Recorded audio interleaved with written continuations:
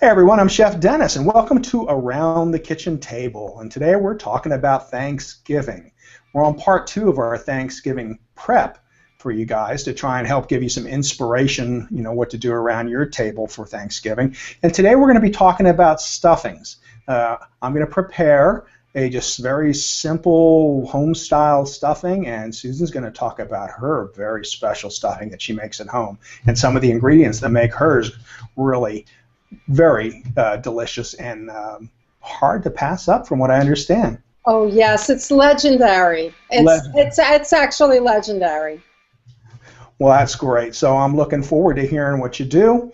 And as always, if you have questions, put them in the comments section, and we'll get to them. Right now, we're just going to see how things are for a bit. Susan, anything new up and coming in your life? I know you're moving very soon. Yes.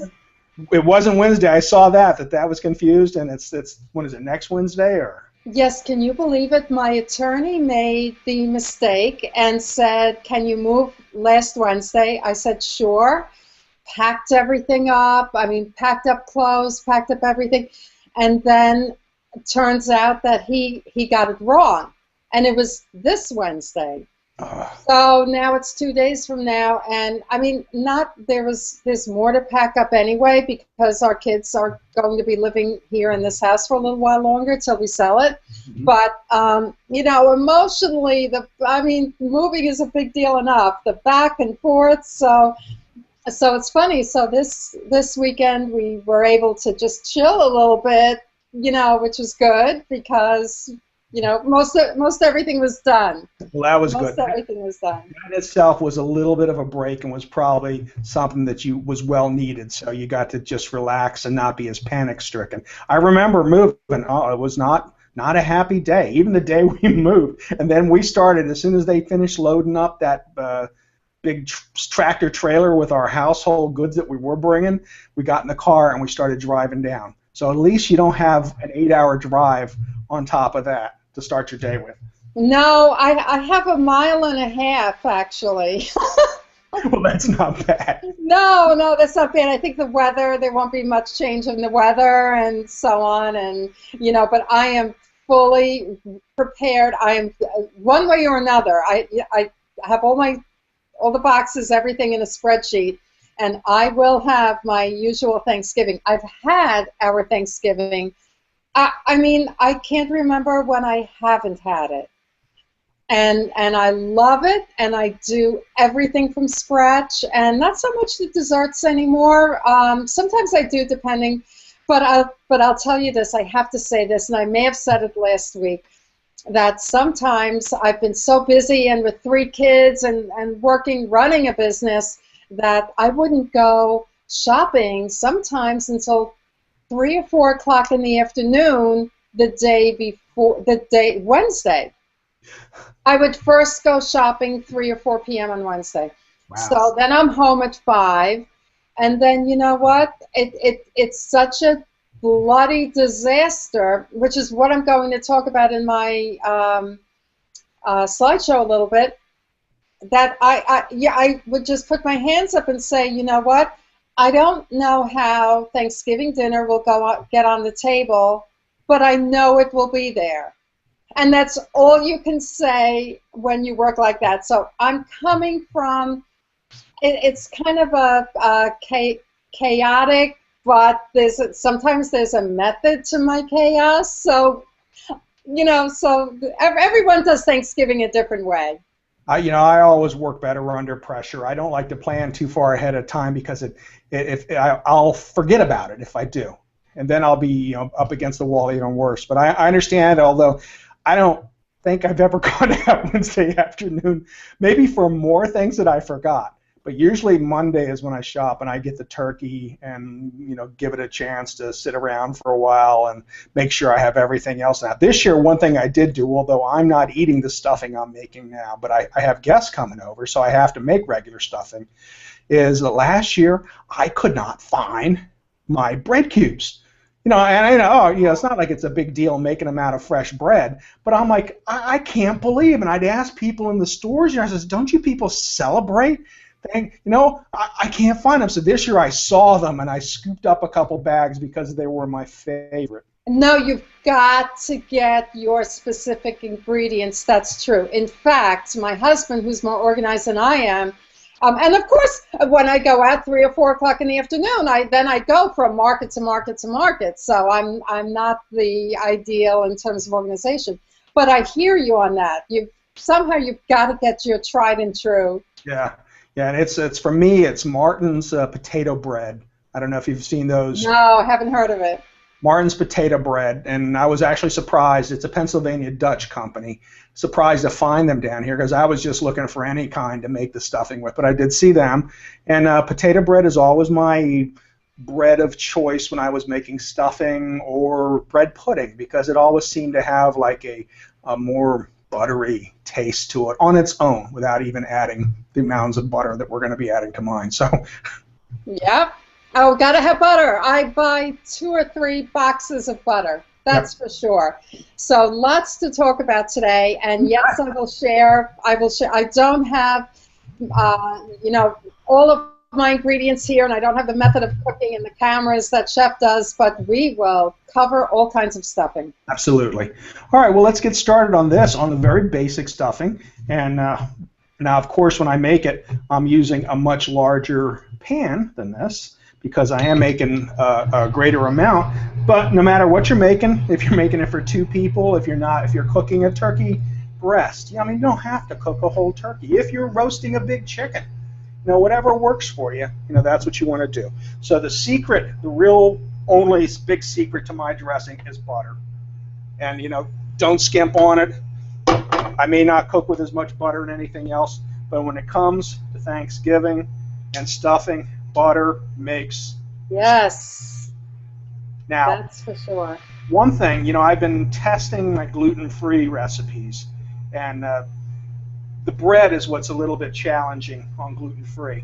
But I have found that the one big thing, and if you are gluten-free and you haven't made a stuffing or you've made one and it hasn't been very good, the whole secret that I'm coming to find out about from reading and looking at other recipes is that you have to butter and season your bread and toast it on each side before you cut it up for cubes. Because I think there's just something about the density of gluten-free bread that just doesn't work like regular bread. So interesting.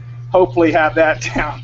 Now I'm going to add in celery, onions, and the only other difference that I do usually is mushrooms, because Lisa likes mushrooms. Now, if I was making this just for us or family, I would probably put the giblets in too, because my father did that, and I always like the flavor of them in the stuffing.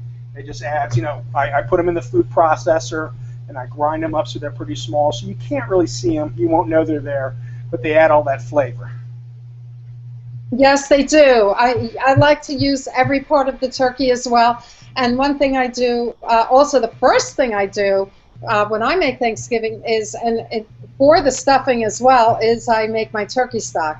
Because at the end I'll put turkey stock in the stuffing, but we'll talk about that in a little bit. Yeah. Now I do use chicken stock in mine.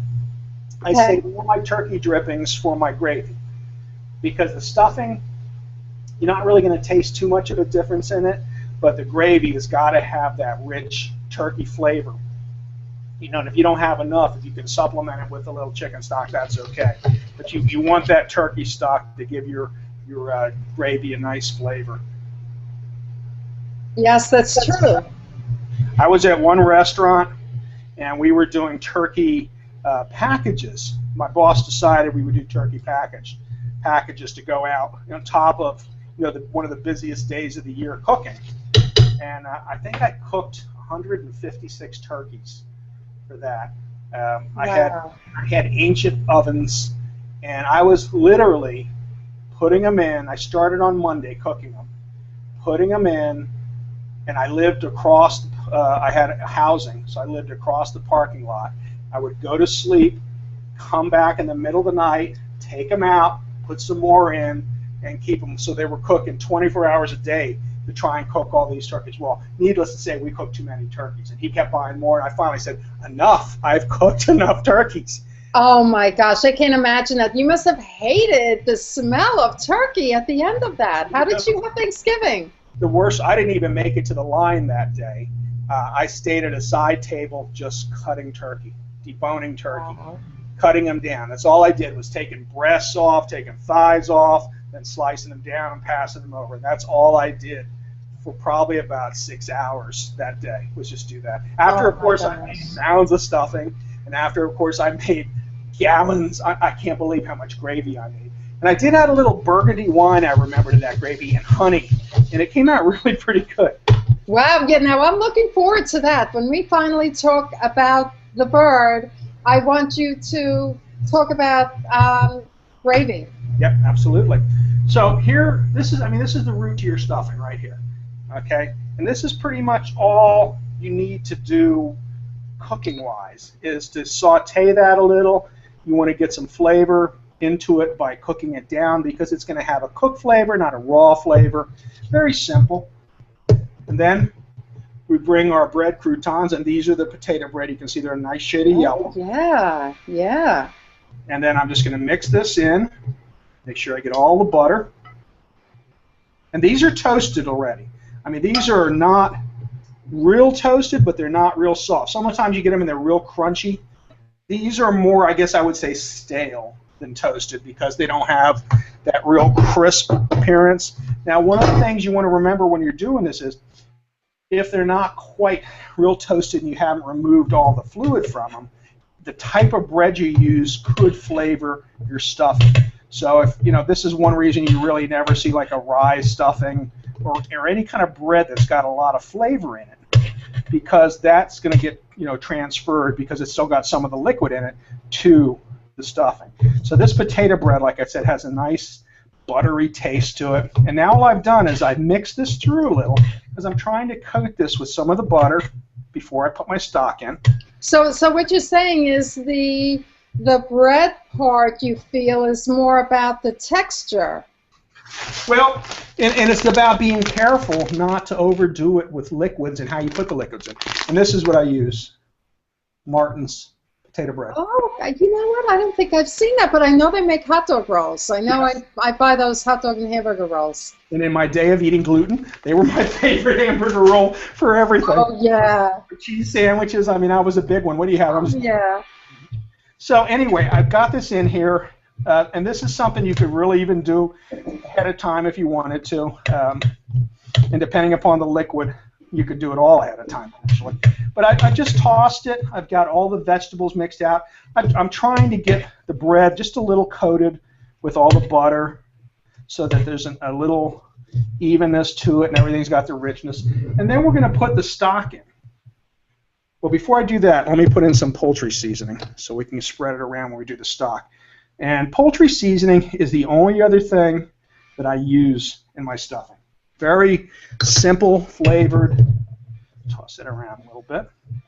Now, if I put it in after I put the wet in, it might just clump in one spot, and that's why I'm doing it beforehand.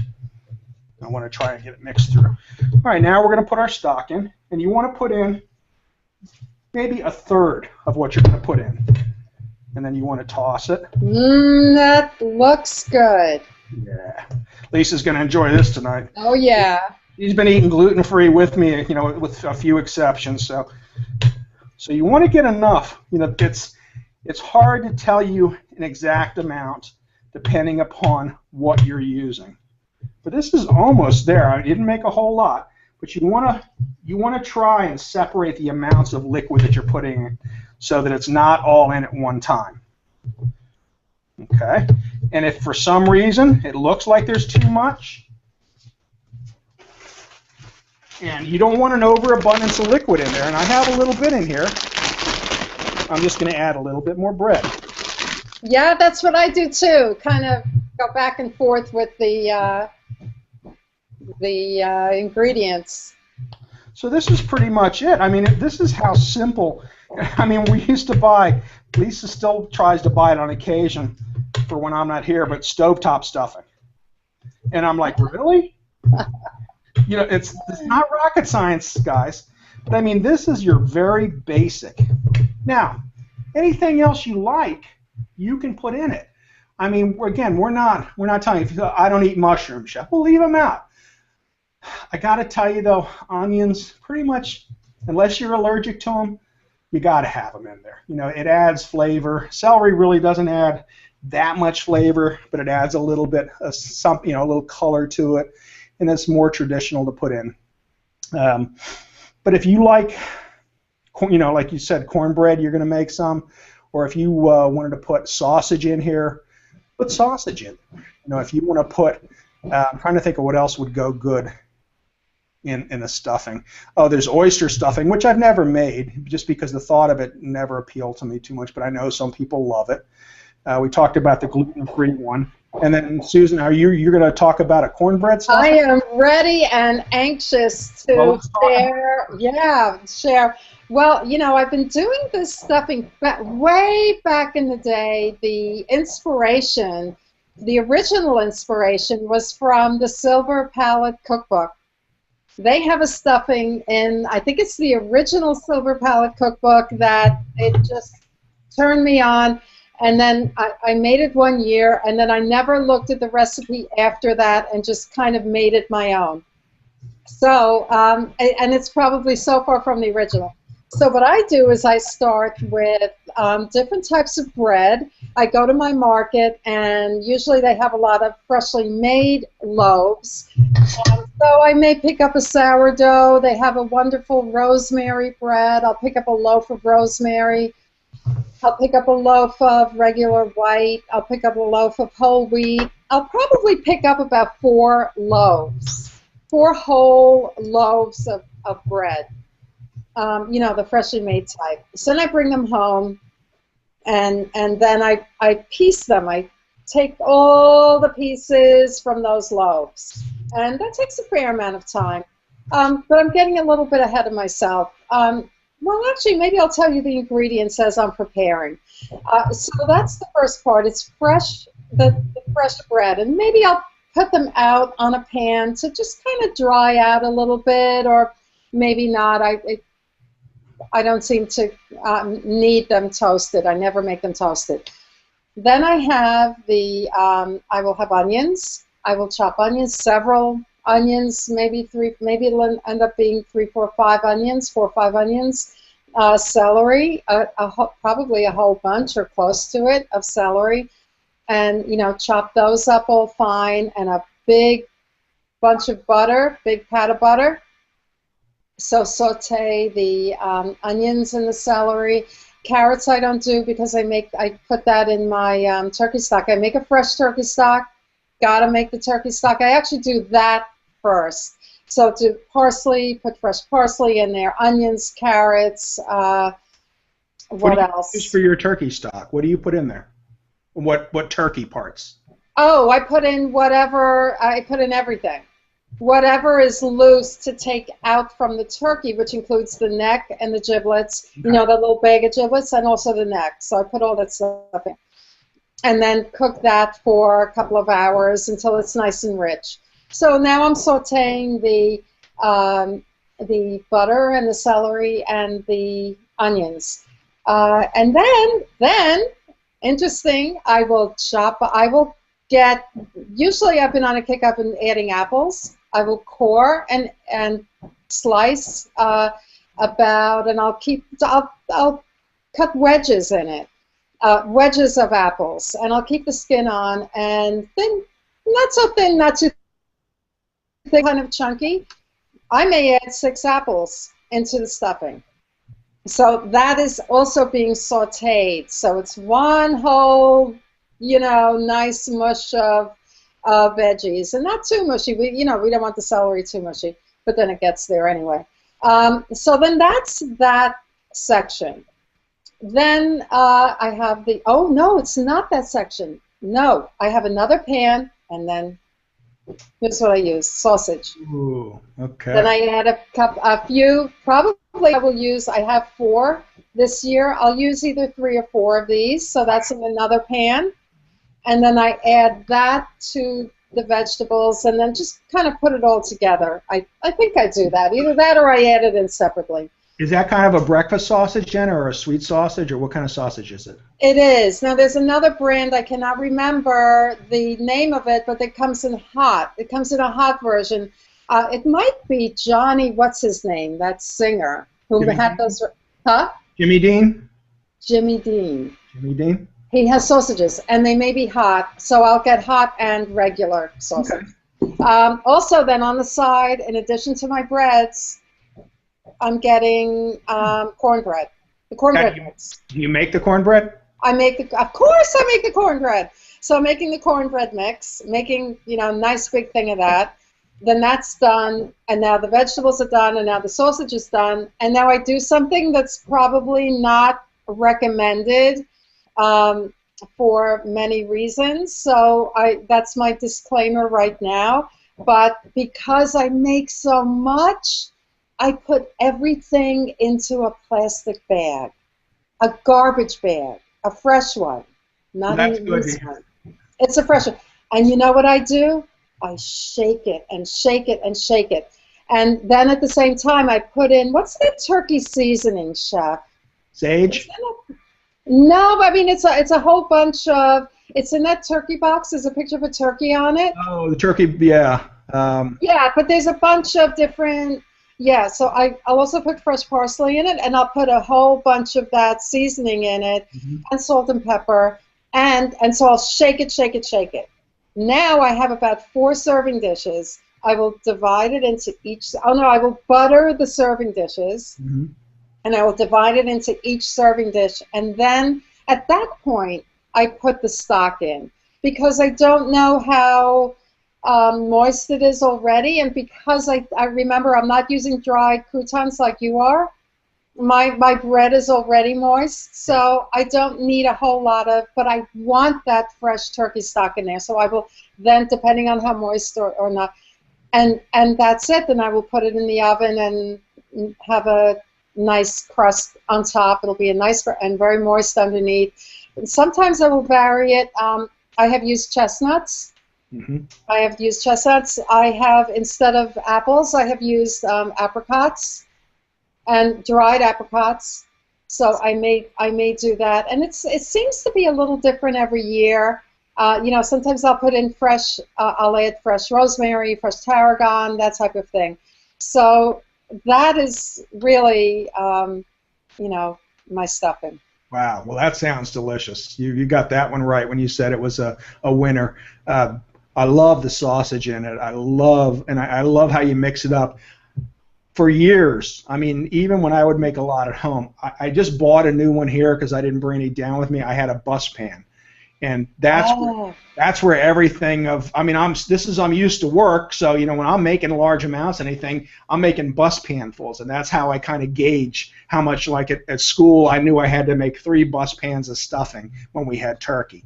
That I knew how much I had to make, so we had one, and Lisa would crack up because I'm bringing the bus pan out, or if I was cooling something down and filling it with ice to chill something, it was my multi-use bus pan. So I just got one at a Restaurant Depot, but it's in my car for transporting frozen stuff from Restaurant Depot, so I'll have to get another one. I think I need one of those. Yeah. I think I need one of those. But you know what? I have just a few images to show about, the craziness Thanksgiving is. Do you want me to go ahead? Absolutely. Let's do it. Okay, let's see. Where do I go? I go over here. Oh, no, I don't. I have to screen share first. Okay. Here, let's do a little screen share action, and okay. Nope. Yeah, see, I'm not on my other computer, so I'm a little confused where to go. You have the box with the green arrow? The green box with a white arrow, I'm sorry, on your... Oh, no, I'm already in the screen share. Lightroom. This pictures. Let's see if this is it. Yeah, no, it's I don't want to take too much time. You know what I wanted to, I don't think I'm going to go there, but I will, there are a couple of things I just want to mention. And that is, and then we'll go to comments too. And that is that I'm not the most organized person, but like I said, somehow it gets done. And you know what I have found? If there are people around, people want to help. Get those teenagers, get those little kids, get your friend, whoever is hanging around.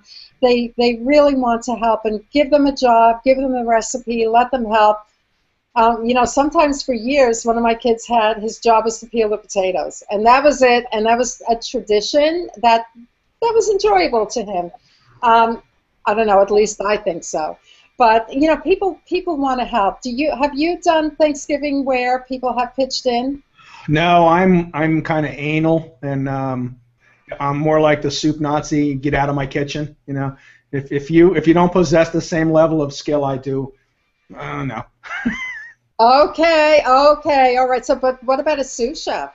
What about assistants? Just put them over there. And that's another thing with looking at your induction cooktop chef.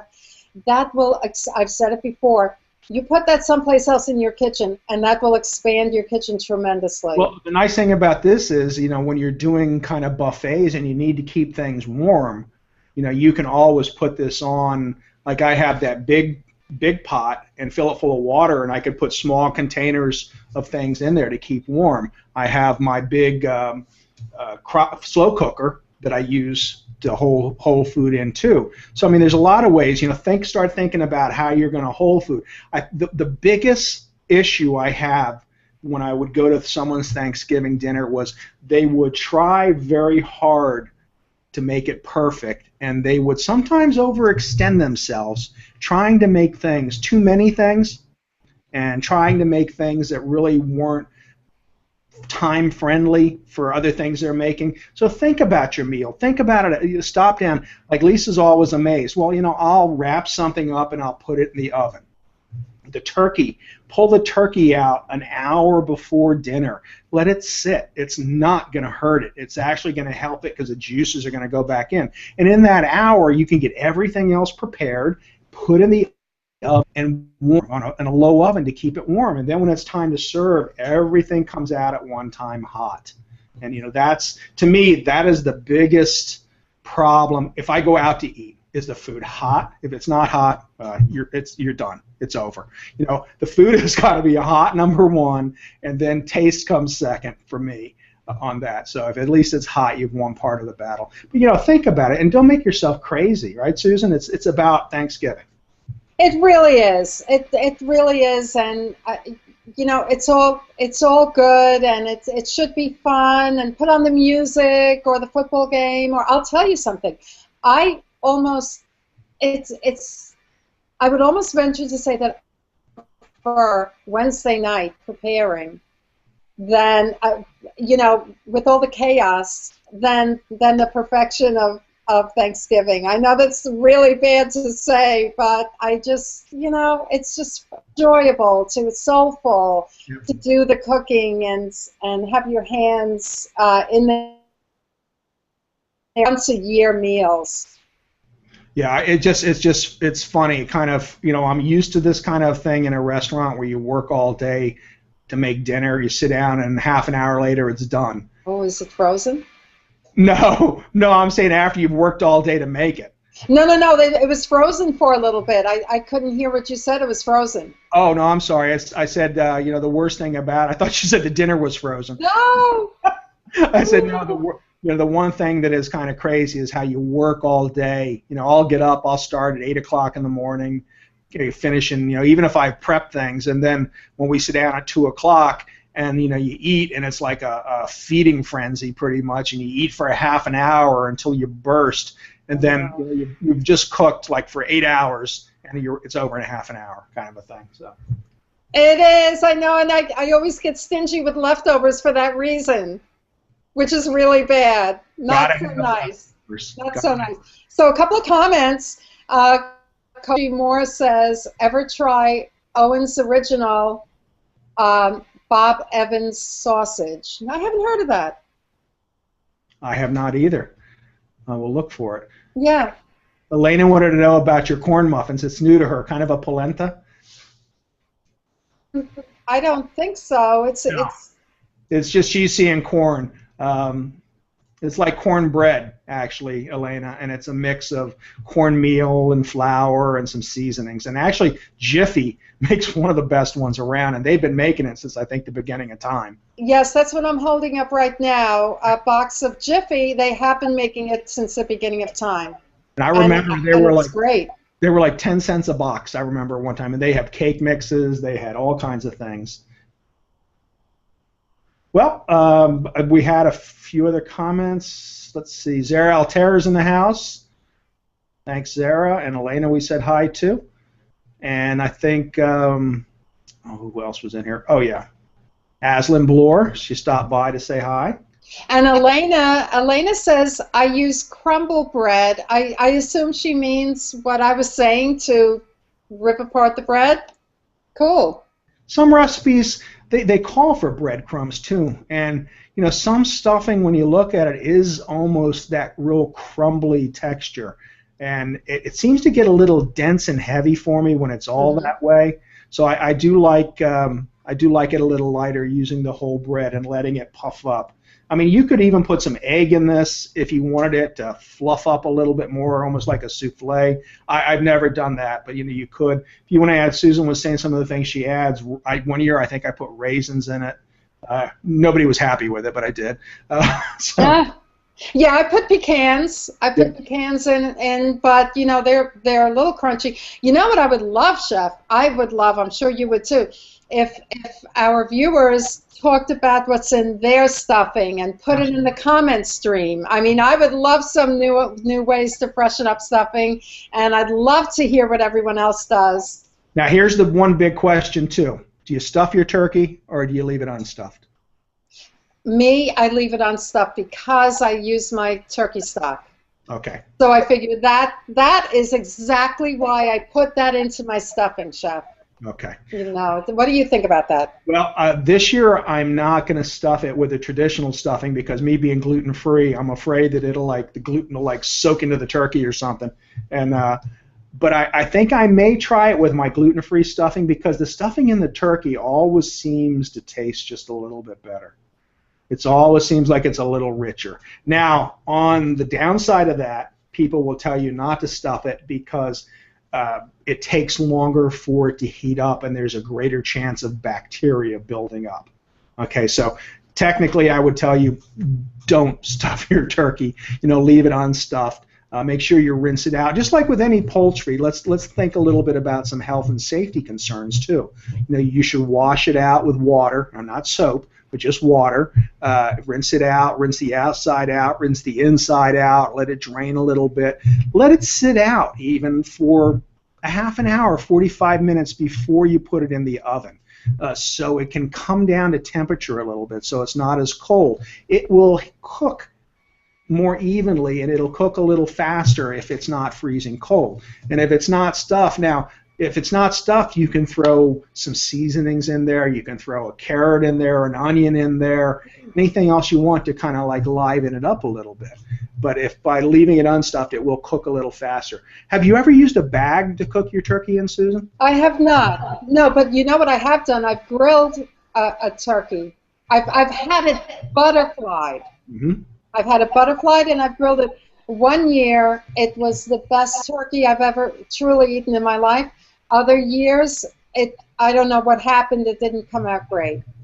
Yeah, so, I've never grilled one. I will use a bag on occasion, and it cuts your cooking time down, first of all, and it really is a kind of a moisture turkey. Now, granted, I don't know what that bag's doing to it because thinking about your health, if you put it in the oven and it doesn't melt, what's that saying for the bag, right?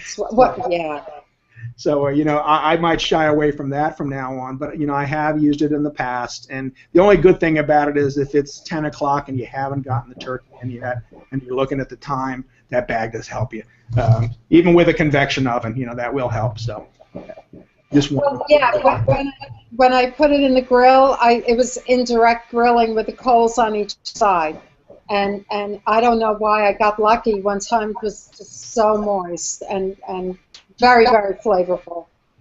I know, and buying free-range turkeys is a wonderful thing if you can find one. I have bought those presidential turkeys, the heirloom variety, and I spent about, I think, $85 or $90 one year for this turkey, and it was not very good. I was sorry to say, it was not overly juicy or overly flavorful. So, butterball for the most part, unless I can find a nice free-range one that's not going to cost an arm and a leg. It's about a good meal and what you do to it. One way to keep it a little moister too, if you want, is when you are seasoning it. And generally, I season mine with olive oil, salt, and pepper, pretty much like I do everything else. But if you can get some separation in the skin with your hand going under it, and you can put some butter between the breast and the skin, like soften some butter up, and even if you want to season the butter, like say you want to put some rosemary in it or some thyme or something else in it, season it like a compound butter, and then pat the skin back down on it. When it cooks, that butter will go into the skin because the white meat doesn't have a lot of fat, so that will help it stay a little bit better. That's very interesting you say that, because my future daughter-in-law just said to me the other day, she said that I did that, I don't know, 1 year recently. I don't even remember doing that, and she said it was very delicious. So she asked me if I was doing that again. So I think I'll try that. Thanks, Chef. Yeah, and meat thermometer. Get it out when it's done. Don't let it sitting there and dry out. Get your meat thermometer, 165 degrees internal, so which means generally you can pull it out at about 160 and be safe, because it's going to keep rising about 10 degrees. Most meat will keep going up about 10 degrees once you take it out of the oven. Because just because you take it out doesn't mean it stopped cooking. The heat's already in there and it's going to keep cooking. So keep that in mind. And that'll help it from drying out as well. But got to use an oven thermometer. Right, and Chef, and freezing stuffing is, if you really want to make a big batch, which I do, I freeze. Say to freeze stuffing, right? Yeah, absolutely. Freeze stuffing, freeze your leftover, then you take everything off the turkey. I generally make a massive turkey, even for 2 people, and Lisa loves croquettes. So I have a recipe that I use leftover stuffing and turkey with for croquettes that she loves. So that's old diner food. If anyone wants to know what a turkey croquette is. Oh yeah. Do you fry those? I saute them. I don't make them in cone shapes. Usually I make them in patties, but I have been known to make them in cones, because traditionally a croquette was like a cone, and you would get 2 or 3 of them from your diner. And New Jersey was the diner capital of the world, so. Well, what we have to do after Thanksgiving then. Leftovers. Leftovers for sure. All right. Well, I think that'll about wrap it up. Anything else we have to do? I don't see any other than saying she likes prune and apple stuffing the Danish way. That's pretty cool. Yeah. And Coach Moore has left a couple links for us for Bob Evans and sausage. Bob Evans sausage, biscuits, and gravy. Gotta love that, Coach. We do have Cracker Barrels down here, so that was always our equivalent of the Bob Evans for the South. Yeah. All right. Well, thank you very much, and Susan, good luck with your move. Is it this Wednesday? 2 days from now. 2 days. So I will see you. Next Monday I'll give you a little tour of the kitchen. Sounds good, and we'll be talking a little bit about desserts and some things maybe to help you with do something a little ahead of time or something new for your dessert ideas. So if you have any questions about desserts, leave them in the comments too, and we'll hopefully get to them next week too. All right, well, have a great day, and I'll see you all Friday on Good Day Google Plus. Bye, everyone.